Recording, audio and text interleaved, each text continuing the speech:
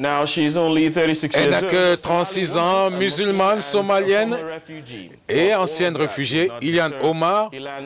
Eh bien, elle a été élue pour le compte du Parti démocrate avec 78% de voix dans le 5e district du Minnesota.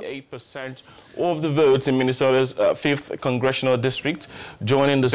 elle a ainsi permis au Parti démocrate de remonter et de reprendre le pouvoir. Et elle a été élue dans l'État du Minnesota où se trouve la plus grande communauté somalienne des États-Unis.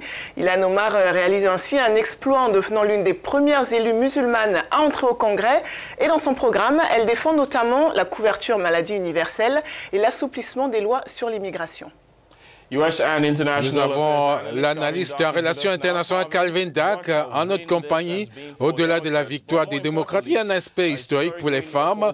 Pouvez-nous dire que la victoire d'Ilhan Omar est une victoire pour les immigrants aux États-Unis? Comment va-t-elle aborder les problèmes qui les concernent et influencer les meilleures politiques? Calvin? Oui, la victoire du député Ilhan Omar est une victoire pour tous les Américains, y compris les immigrants, les femmes, les minorités. J'étais particulièrement heureux quand j'ai reçu la nouvelle parce que c'est l'une des élections que je suivais. C'est important parce que sa présence au Congrès, cette visibilité rappelle à tous les Américains que nous sommes incroyablement diversifiés. Ainsi, nos décideurs devraient refléter cette diversité. Que vous soyez un homme blanc, en costume, une femme en couleur qui porte le hijab, c'est un message très fort en ce qui concerne les politiques. La nouvelle membre du Congrès s'attachera en priorité à répondre aux besoins de la circonscription de son district et de leurs besoins, notamment les immigrants et les non-immigrants. Je pense aussi, au-delà de cela, son point de vue est nécessaire au Congrès sur toutes les questions de développement économique. Elle aura des idées particulièrement intéressantes sur l'égalité des femmes, des droits civils, la protection des libertés religieuses, les réformes en matière d'immigration, de nos relations avec le monde.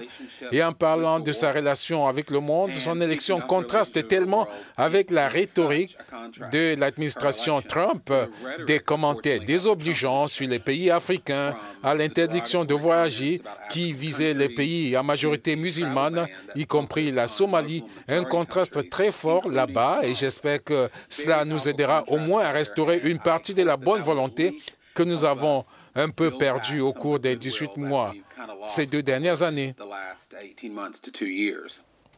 Vous pouvez être sûr de cela. Donald Trump a déclaré que les républicains avaient gagné malgré la victoire des démocrates à la Chambre. De toute façon, voyez-vous de nouvelles politiques à venir?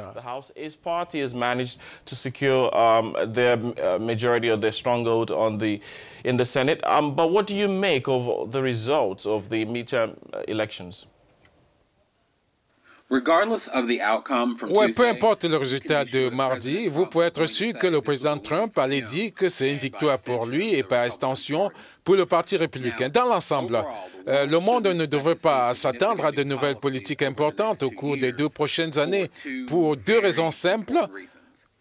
Premièrement, il en fait très peu sur des questions politiques majeures telles que les soins de santé, les impôts entre le président Trump et les républicains. C'est donc difficile car il y a beaucoup de choses sur lesquelles ils ne sont pas d'accord. Deuxièmement, au moment où les élections de mi-mandat ont pris fin, la course à la présidentielle de 2020 a commencé, de sorte qu'aucun parti ne devrait favoriser l'autre. Maintenant, je suis un peu optimiste parce que les élections de mi-mandat aux États-Unis ont été formidables. Je pense donc que le président Trump et les républicains pourraient travailler avec les démocrates dans 2 domaines. Le premier concerne l'immigration. Les 2 partis souhaitent mettre en œuvre des réformes de l'immigration équitable, ordonnée et adaptée à la situation des immigrants sans papier actuellement aux États-Unis. Mais si le président Trump continue de faire une rhétorique xénophobe, souvent raciste, qualifiant les immigrants de criminels, envahisseurs, ravagés par la maladie, il n'y a aucun moyen pour que les démocrates puissent soutenir cela.